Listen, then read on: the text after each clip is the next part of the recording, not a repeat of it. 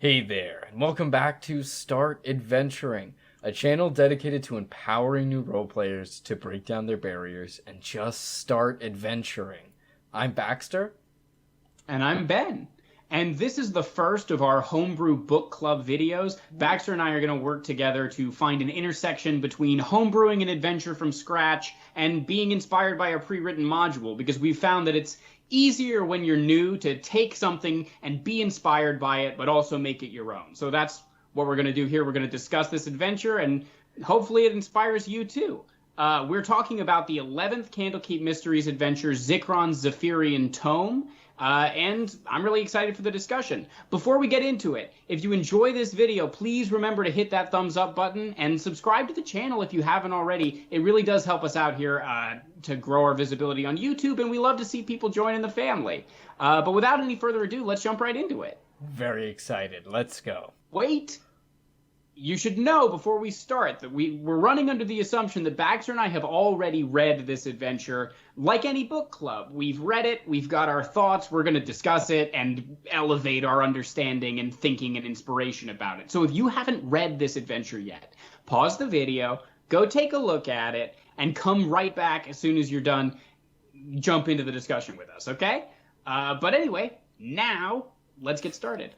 So, Ben, starting off, I think the adventure is kind of cool. There's definitely a similar theme in a lot of the Candlekeep mysteries, the same kind of... It feels really cool, but then it feels like it also just has some random elements thrown in. We have some notes on the side here. Those are just some initial notes, things for Ben and I to play off of. We're going to be talking about, all of the adventure, up, down, left, right, and sideways, so... Those are just some talking points that we can reference or bring back to. And as you see at the bottom, we also have a notepad that we'll be kind of taking some notes on as we progress here. But Ben, anything you want to talk about or say to start us off? Yeah, well, I'll jump right on to the point you made about there being kind of some random elements. I mean, I think there are some things that are random but cool, and maybe you want to keep them. And then there are other things that I was like, I don't even really know what the purpose of this is. Right. So like the way that the adventure is structured, as written, you get the book, you find out you need to get the wizard, and then you go to his laboratory, and then you go to the mountain. Like there's kind of a lot of zigzaggy back and forth going around. Which is fine if you're not running it as a one shot, right? But I get where that feels. If you're trying to run a one-shot, maybe it's too much traveling from one place to another, or like having a dead end like that doesn't feel great. But like so in the laboratory, there's the dragon, which I think is cool, but I understand why maybe you would say you've got that classified as a random thing, right? Right, or at the very least, I mean, I think a lot of people would argue, that's part of Dungeons and Dragons, and that's part of what makes it like a lived-in world, is this idea that there's kind of random confluences of events that you sometimes stumble upon in your adventures. And I think, at least in as much as these adventures are concerned, it's cool, but I think it needs to be a little bit more context could be helpful. Right? Like, one thing that we talked about was this dragon. It would be cool if they were, say, the dragon responsible for the kobolds you encounter later on in the adventure, and somehow bartering with them can help kind of assist down the road in the adventure.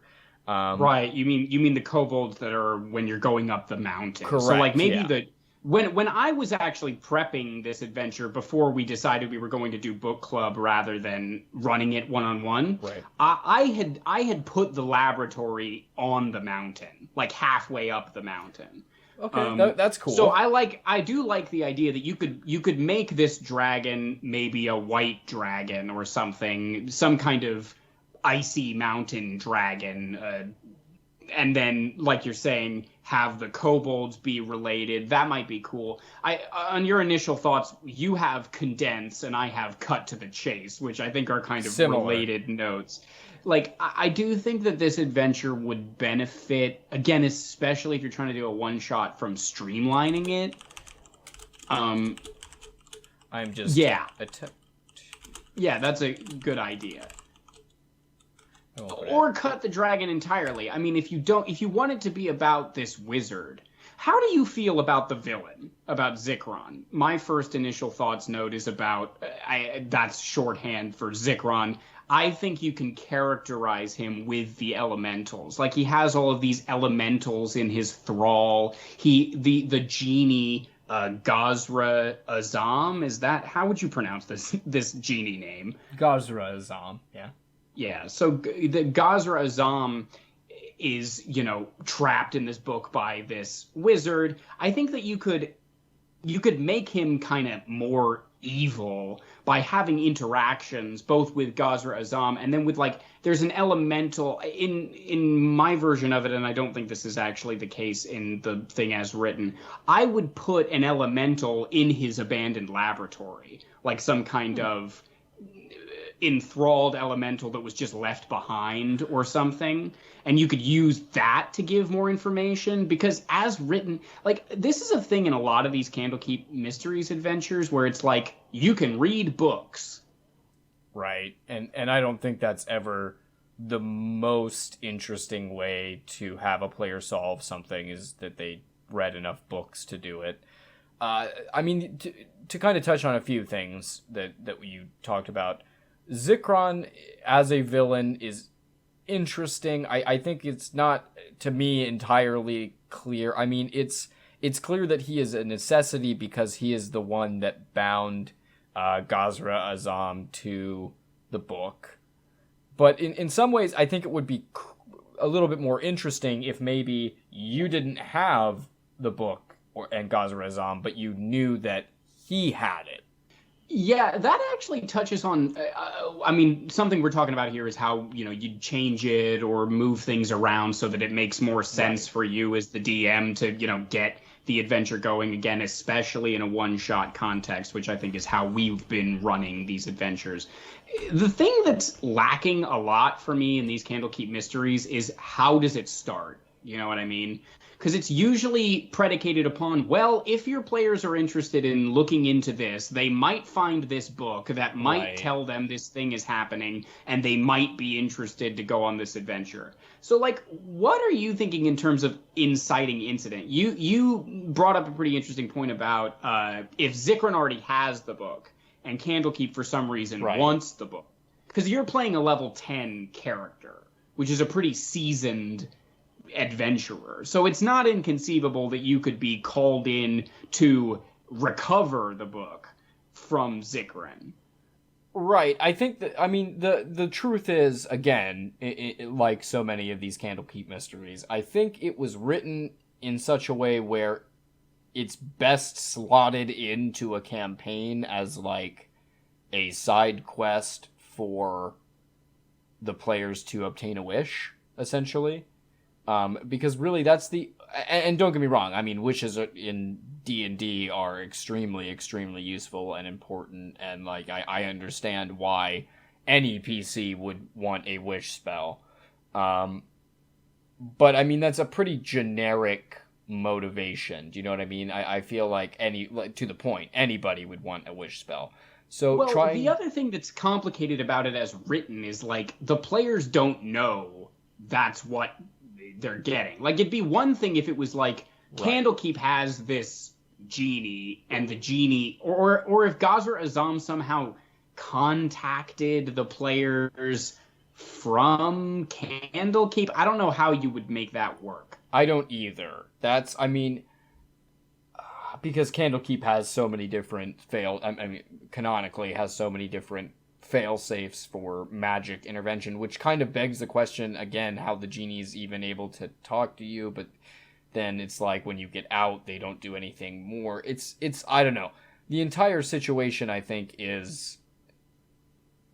It didn't really make a whole lot of sense to me. It kind of, again, the intro for this quest feels very kind of tacked on at the end. Like, well, you get the book, and you start the quest. Yeah. Which, I mean, for us can be a nice thing because it means, you get to make up something that makes sense. But, it begs the question of, well, it reinforces the point, which is what you and I are kind of learning as we're running these pre-written modules, that, like, you can't just read it and run it. At some point, you're going to have to take liberties with it to connect the dots in your own head. Right, and but I think you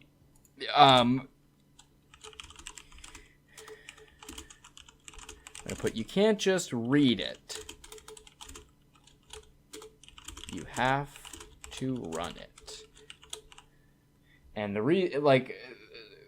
to your point, you can read it, you can prep it, even if you were planning on running it exactly as like the module lays it out. Your players are going to make decisions that could throw you wildly off course. So one of the thoughts that I had was kind of hilariously labeled a Beanstalk ?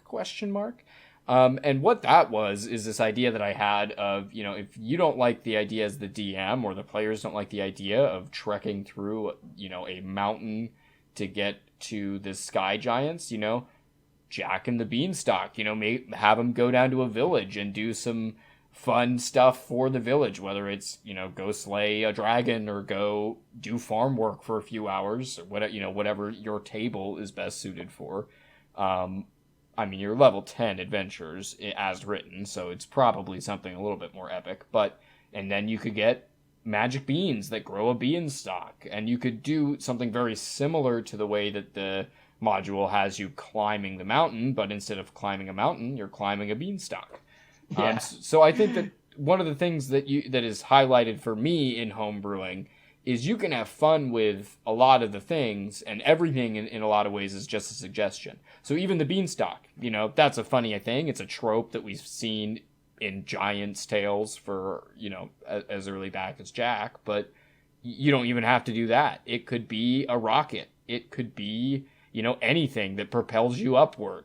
So have fun with it. Make it your own. Maybe, you could put in the lab. I mean, you could say that Zikran succeeded in making his flying fortress or whatever, because that's his goal, right? Like, he was trying to. Right. So you could say he succeeded, but in the laboratory there's some kind of prototype, and you can lift off the old laboratory to like get to his new laboratory.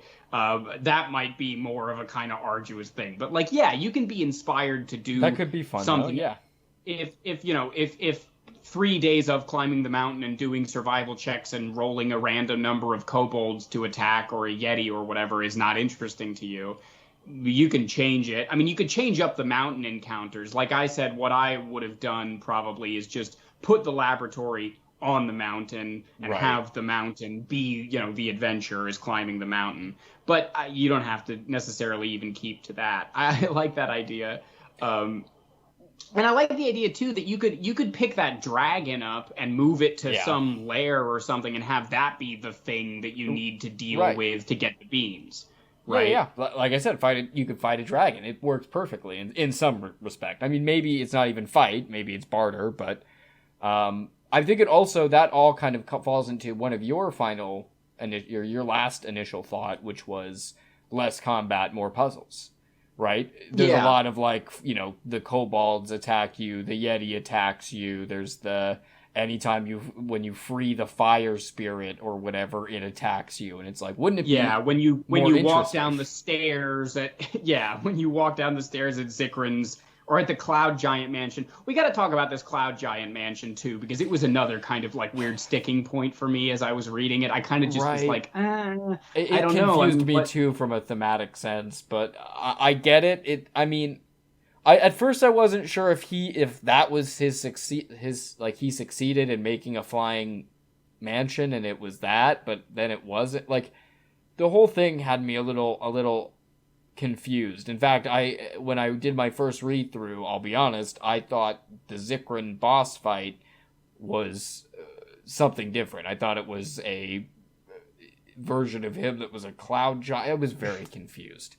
Yeah, but yeah, I mean, it's one of those things where like, hey, great opportunity to make it related to some other thing in your campaign, right? Like Sure. if you're modulating this into a campaign, you could put some lore. It doesn't even have to necessarily be cloud giants. You know, you could have his laboratory be deep in a cave or something if you're doing, I don't know, Underdark stuff, or you've got. But I mean, at the end of the day, like to me,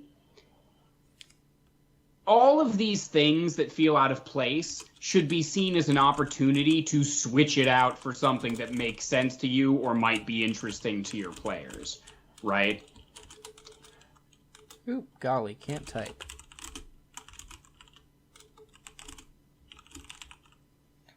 Zikran is the villain, place him where you want. Because the way that I see it is, I mean, if you wanted to keep this how it is, the way that I think I could do it, looking at like what we've talked about, I would have Candlekeep say there is this book called Zikran's Zephyrean Tome that has what we believe is a genie in it. If you can find it and bring it back here, we can open it up and we will grant you the wish spell. We just want the book. However, it's guarded by storm giants. And Zikran is a storm giant.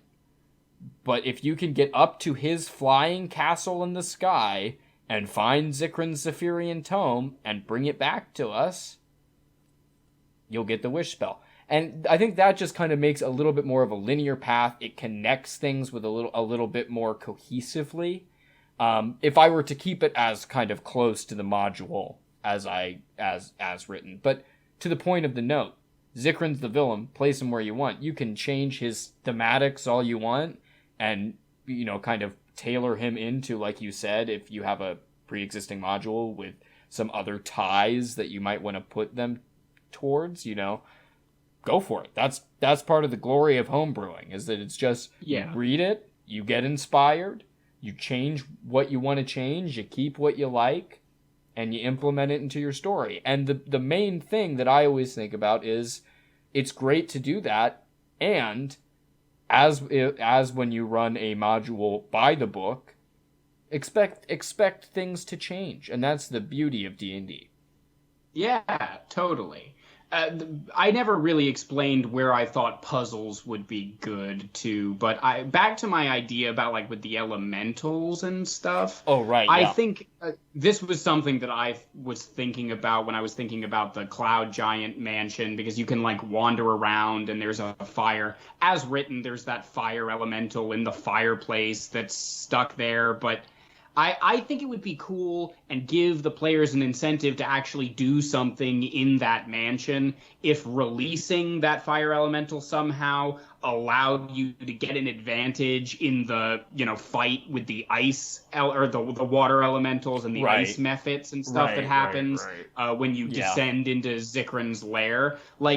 And you could put like I said, you could put a bound water elemental and bound fire elemental in Zikran's laboratory, and if you free them, they combine and disappear or something, and that way you could foreshadow the puzzle in the manor or whatever.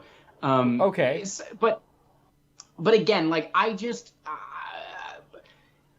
making it so that there are ways, and people listening to this, you probably can think of better puzzles than I can. I'm a very much like a novice puzzle person when it comes to D&D, but I think those kind of things can be equally as interesting as you fight the elemental to get in, you fight Zikran in the basement. I like the Zikran boss fight, by the way, with the elemental cannon and stuff. I think that's cool. Yeah, it's interesting. It again, it almost feels... I think there could have been some, to your point, some better lead-ups to that fight that maybe foreshadowed the canon. I don't know how, or foreshadowed elements of it. In the adventure as written, you can find a book. Again, I don't love the device of look for a book and then read a book, like that's not really super fun D&D. I mean, I understand with No. Candlekeep Mysteries, there's kind of an emphasis on libraries and books and stuff like that. But like to me, the in-game version of okay, you spend an hour reading this book is not super fun one-shot material. You know what I mean? Right. I think that there's better ways to give that kind of exposition. I mean, it could even just be there's a broken down canon in Zikran's lab. You know what I mean? Instead Put of a prototype in the laboratory. Instead of a book about the canon.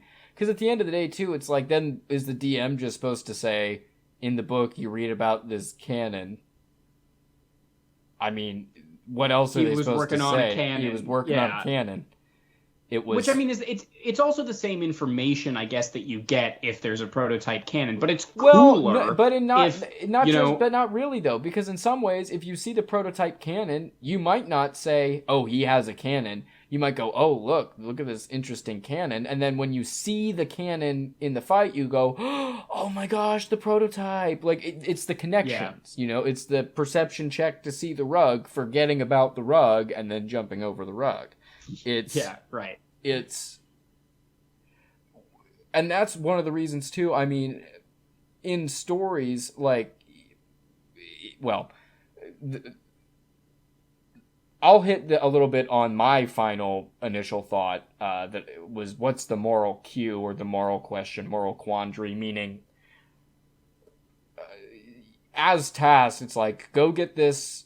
Well, even in the thing, it's, you know, you're trying to free Gazra Azam. But like it's for a wish spell, but also it's for like to save them from the book, right? To like release them from the book. But it's like, it's not like one or the other. It's like, do it so you free them, and then you also get a wish. There's no, and then it's like Candlekeep wants the book, and it's like, okay, but like, does Gazra Azam need the book after he's been freed? After you've gotten your wish? Like, there's just not really any repelling the book is force. Also just, and as written, the book is mostly empty because it according to this, it used to be Zikran's spell book, and he erased all the spells in it. So it's just a tome with some notes about how they bound the genie or whatever. Right. But yeah, when I was thinking about this, I was thinking, well, yeah, the obvious thing to do is say, like, Candlekeep wants the wish spell, but maybe you want the wish spell. You know what I mean? So you have to decide. Right. I mean, a wish spell in D&D context, if you're that's outweighs most anything. You can always wish for more money than that's being offered to you. You can always, not to say that in and of itself is kind of a waste of a wish spell in some regard. So, you know, it just feels like the wish spell even exists, like, it's part of the genie's kind of lore and mythos, so I do think that it should be kind of existent and there, but I think it should almost be teased, and at the end, it's a question of, I will grant you this wish, but I'm keeping the book, and Candlekeep will likely, you know, revere you as a villain for the rest of your days, kind of a thing. Or something like that. Yeah, I feel like you gotta put in something about why Candlekeep even wants this book. Because they already have the book. Yeah, it comes down to, which is something we always talk about, and rightfully so. Yeah. Like, what are the stakes of the adventure? I think maybe it's gotta be something like, there's important, you know, magical arcane information that is blocked out from this book. And you know, the same thing that would free Gazra Azam would unseal that information on the book. Or like you said, they don't have the book to begin with, they want the book. Once you get the book, Gazra Azam says, like you said, actually, I'll grant you a wish if you let me take this so nobody can do this to, you know, a genie again or whatever. Like, I want to get rid of the the cookbook for how to bind a genie to a book. I don't think that should be out there, so let me destroy this book or whatever, you know? You have to create stakes. Yeah. And I mean, that's a universal note, especially for one-shots, because, like, it's gotta be... this is what you're trying to do, and this is why, and you don't need to spend the whole first hour and a half even want to do this. Yeah, you cut out there just for a second, but I think it's fine. It's a cute moment. What I think is the moral question, if I'm homebrewing it, I just thought of this and I kind of thought it was fun. What I would have it be is if you take Zikran's Zephyrean Tome from the Sky Giant's house, they will fall out of the sky. So... Oh, that's interesting. So you actually have the laboratory floating, right? Because in my thing, I want him to be basement. Right. This is have the floating laboratory. This is going off of my original thing of them saying we want this tome. It's up with the storm giants. Zikran in this is a storm giant, and he's the one that made their floating fortress, their floating house. Cloud giant, not storm giant. Oh, I'm sorry. Cloud giant. Hey, this is Homebrew Book Club. They could be it's all Beanstalk semantics. Giants if we want them to be. But it doesn't matter. Right, but the point being that the Cloud Giants, if you take the book, their house will fall out of the sky. So maybe they're not even hostile to you when you go in there and you're like sneaking around and doing all this stuff, and then at the very end when you're trying to walk out with this maybe extra large book, and they're like, hey, what's going on? Hey, you can't take that. Our house will fall out of the sky. And then the player has to be like, well, do I want the wish spell or do I want these, two storm giants or cloud giants or cloud giant ghosts or whatever, however you want to have it be. I think it would be cool if they were still alive. Anyway, that's me doing my own homebrew thing. That's the idea is totally cool. Create some kind of in the moment tension as well, like if you can, like not just stakes at the end of it, because especially if it's a homebrew, that decision doesn't really have, not a homebrew, a one shot, because then the stakes don't really have any meaning because it's just the end of the game or the end of the thing at the end of the session. So if you had that built in, it creates in the moment stakes. If I take this, it's going to affect what happens next. The thing's going to fall out of the sky. I'm going to have to go down, etc. And that's something we've talked about a lot too with one-shots and like player agency, right? Because my tendency with these adventures is always like, well, how can I turn it all into one linear thing? Which is not always the most fun to play in Dungeons and Dragons. Like that's something that I'm trying to learn as I'm homebrewing, as I'm, interpreting and adapting modules and stuff. Like, how do you keep it somewhat open-ended, or how do you at least leave room for decision-making that feels meaningful to the players in the moment? I think that's really cool. Yeah. And again, too, like, I think making Zikran more detestable or evil is one way to create those stakes as well, right? Like I was saying with the Zikran and the Elementals thing, which could be by personifying Gazra Azam more. Like, if you want to have him as a companion in this adventure, the module as written doesn't really give any thoughts on how to role play him or what he's even like.